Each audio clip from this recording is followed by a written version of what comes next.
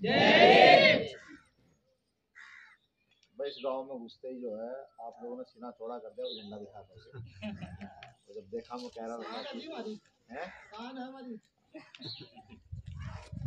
कहा वहां पे जो आदमी ने जिसने भी इसको जाकर लगाया, जो इसे दूर दूर तक देखता होगा, जो इसका विरोधी होगा, उसका खून जलता होगा, जो इसका पक्षधर होगा उसका खून बढ़ता होगा।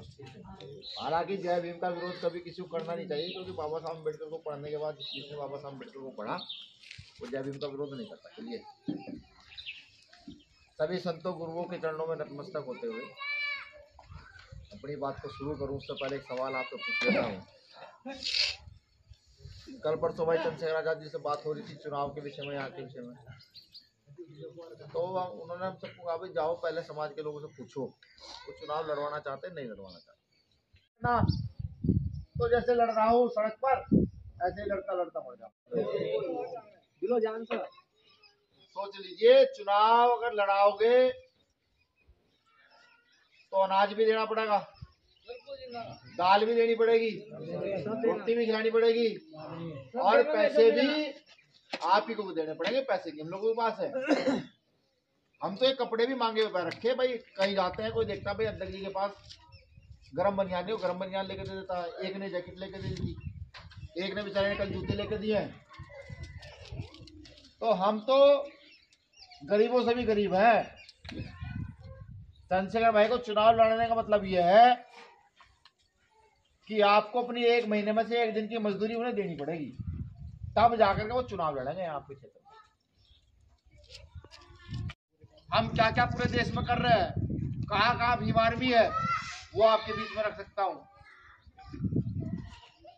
सन 2015 के बाद पूरी भारत में जितनी एट्रोसिटी हुई है, किसी बेटी के साथ गलत हुआ हो, किसी बुजुर्ग को गाली दी गई हो, या फिर जाति के नाम पर शोषण किया गया हो, पूरे देश में ऐसा कोई जिला नहीं जहां भीम आर्मी खड़ी ना हो। सैकड़ों कार्यकर्ता मर गए, सैकड़ों। किसी को गोली मार दी गई, किसी को ट्रैक्टर से कुचल दिया गया, इस आंदोलन को लड़ते लड़ते। ये आंदोलन क्या है ये समझना पड़ेगा। राजनीति 5 साल के बाद आ रही है, बहुत सारे पैसे वाले लोग आएंगे, अलग अलग बात बताएंगे, भाई नए लोग हैं, नए लड़के हैं, क्या करेंगे, लड़ते फिरते हैं। तो पोस्ट ग्रेजुएट लोग हैं, समझ रहे। हार जाते हैं तो गुरु रविदास जी कंधे पे बिठा के चारों तरफ घुमाया जाता है बनारस में, ब्राह्मण ले जाकर घुमाते हैं, जानते हैं।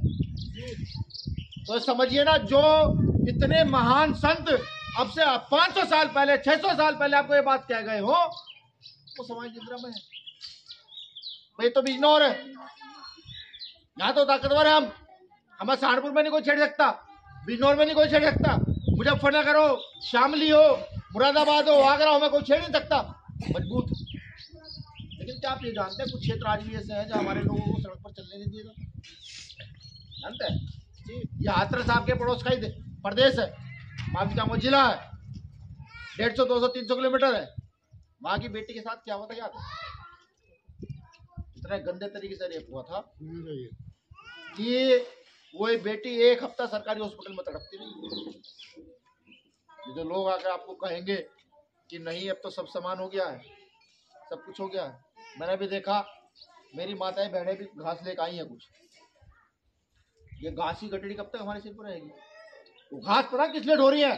क्यों कल उनका बच्चा पढ़ के अच्छा व्यक्ति बन सके, कहीं नौकरी लग जाए, कहीं बिजनेस हो जाए, घर में शाम को रोटी खा ली जाए, इसलिए तो घास लाया जा रहा है भाई। इस देश में मजदूरी कौन कर रहा है?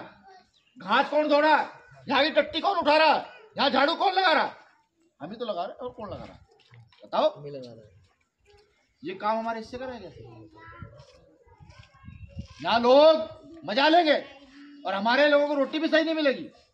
सरकार 5 किलो अनाज देकर महीने में लूटने काम कर देगी। उस अनाज को लेने के बाद सब लोगों को सरकार अनाज दे रही है। सरकार को साल में देना चाहिए 5-10 क्विंटल अनाज। वो इतना पैसा करप्शन का वो लोग खा जाते हैं, कहाँ जाता है? पूछोगे तो जेल डाल देंगे। है कोई नेता ऐसा? 2 अप्रैल याद है, 2 अप्रैल साल 2018 याद है, 13 भाई मरे थे, 13 शहीद हुए थे, 13 किसी को गोली मार दी गई, किसी को कुछ कर दिया गया, याद है? भूल गए होंगे।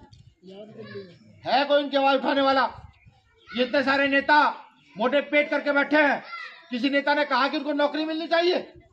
किसी ने देखा उनके घर की स्थिति क्या है? नहीं। 2 अप्रैल हुआ, 13 भाई शहीद हो गए, सब अपने घर में खुश रहे, कोई बोलने के लिए तैयार नहीं रहा। वो मनुस्मृति वाली गुलामी, जहां औरतों को किसी प्रकार का कोई अधिकार नहीं, जहां शूद्रों का कोई अधिकार नहीं, वो 70 रुपए से वो गुलामी लिखी जा रही है। और एक तरफ हम जैसे लोग जो लगातार लड़ रहे हैं, अगर इनका साथ दे दोगे तो वो जो गुलामी मनुस्मृति के नाम पर वो द्वारा लिख देना चाहता है ना, उसकी नसबंदी करने की हिम्मत है। समझते हैं आप? कभी कभी जब किसी अधिकारी से बात होती है तो मुझे कहता है रात को अधिकारी कि साहब आपके आने से कलम में ताकत आ गई है। विधायक तो नहीं है, एमपी तो नहीं है, प्रधान नहीं है, बीडीसी नहीं है, कि भीम आर्मी के आने से कलम में ताकत आ गई है। जब किसी बेटे के साथ गलत होता है, किसी गरीब के साथ गलत होता है और मंत्री फोन कर देता है कि नहीं वो मेरा आदमी अपराधी, तो मंत्री को हम एक बात कह देते कि साहब भीम आर्मी के लोगों का फोन आया था, और अगर कार्रवाई नहीं की तो वो रात को 2 बजे आ जाएंगे, कार्रवाई करनी पड़ेगी। अधिकारी कहता है ये बात कि भीम आर्मी के बनने से कलम में सच लिखने की ताकत आ गई है। अब आप तय कीजिए कि क्या चंद्रशेखर रोज पैदा होगा? चंद्रशेखर जैसे लोग पैदा हो जाएंगे? एक कब मौत आई कुछ पता थोड़ा ही है। वो जो गोली लगी थी वो यहाँ से छुपे गई थी, एक ही अंदर घुस जाती, और अगर ये जो यहाँ होता है गुर्दे फाड़ती निकल जाती, आदमी खत्म। तो जी इतना ही तो था। और जब मैं आया साथियों ने कहा ऐसी जी बात है, हमने कहा भाई आंदोलन में चलेंगे। शेखर भाई ने कहा मुझे कि आप ना जाए तो अच्छा, घर में बड़ी घटना है। मैंने कहा नहीं, जो चला गया चला गया, लेकिन जो जिंदा है उनके लिए लड़ना जरूरी है। तो लड़ना सीखा है आप लोगों से, सदगुरु महाराज से।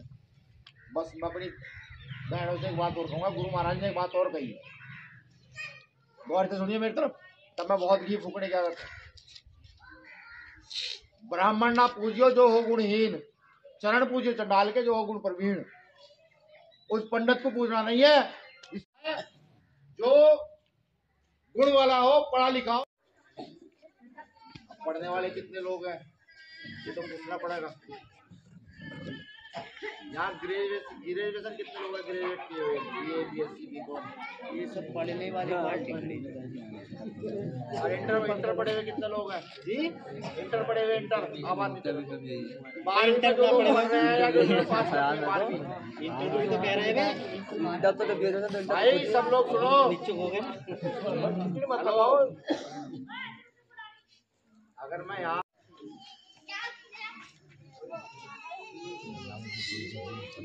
गुरु महाराज की पूजा करने का अधिकार देता है, इन घरों में रहने का जो हमें अधिकार देता है, वो कहाँ से आया, कैसा आया, क्यों आया? ये मेरा पूछने का औचित्य यह है कि जिस चीज ने हमारी गुलामी काट दी, जिसकी वजह से हमारा वजूद है, ये समझना पड़ेगा हमें। सबसे पहले मेरी एक बात का जवाब दो भाई। चंद्रशेखर भाई यहाँ से चुनाव लड़ना चाहते क्या? हम चाहते हैं वहां से चुनाव लड़े, इसलिए कि सड़क पर आंदोलन बहुत कर दिया, दिल्ली बंद कर दिया, मुंबई बंद कर दिया, भारत का ऐसा कोई सा बड़ा जिला नहीं जो बंद ना कराओ, लेकिन बिना संसद में जाए लड़ाई लड़ी नहीं जा सकती।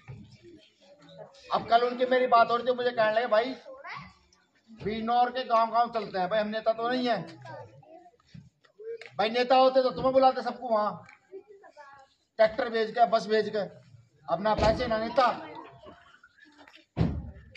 तो भाई भी कहने भाई सब गांव चलते हैं, पूछते हैं जाकर के कि क्या चंद्रशेखर भाई को यहाँ से चुनाव लड़ाने के लिए समाज तैयार है? अब अगर लेकिन सोच लो एक बात भाई, आपको पैसे भी देने पड़ेंगे चुनाव लड़ने के लिए, और आटा दाल भी देनी पड़ेगी, और हम जैसे लोग अपने रोटी भी खानी पड़ेगी। क्या करें भाई? अगर जिसमें तुम पता ना दो, जिसमें तुम पता ना दो, बताना मतलब अगर हमें पता नहीं चलेगा हमें क्या जरूरत है कि अब तुम यहाँ आए थे, जबकि हम यहाँ से चलकर धामपुर तक भी गए और हमारे बच्चे गए उनके पास। अगर व्यक्ति का समाज उसके साथ नहीं खड़ा होगा तो दूसरा कोई नहीं। मैंने पहले बता दिया, दलाल लोग नहीं है हम, पैसे कभी कमाए नहीं और ना जीवन में कमाना चाहते।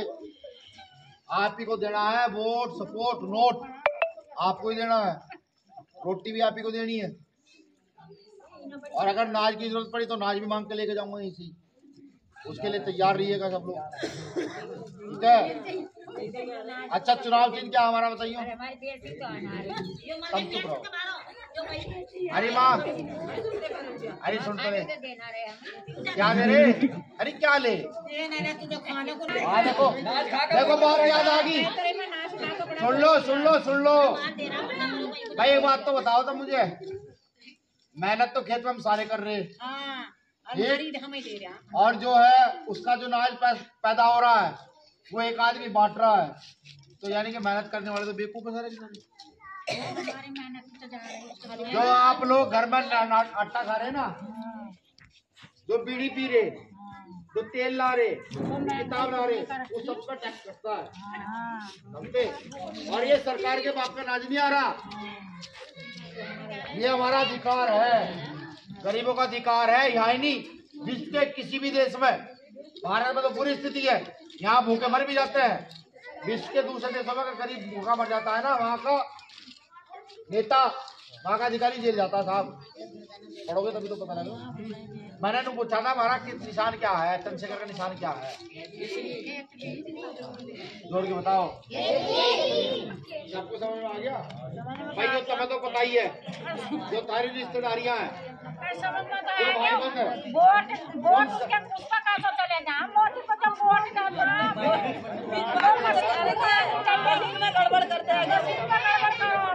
अच्छा मुझे सब एक बात बताओ, बिना आंदोलन के, बिना ये सड़कों तो नहीं ईवीएम के खिलाफ हम दिखाओगे, उनको तोड़ के चिंता ना करो। अगले 1-2 साल में ना, अगर ईवीएम दिख मिले हमारे को, सारे तोड़ के दिखाऊंगे। हमने तोड़ी के लिए महाराष्ट्र में तोड़ी, पीछे चुनाव कार्यकर्ता हमारे जेल होगी, हम दिखाऊंगे तोड़ कर। लेकिन जब तक हम साथ ही करेंगे तब तक कुछ नहीं होने, समझिए? तो वोट किसे देना आपका? चलिए ठीक है, धन्यवाद।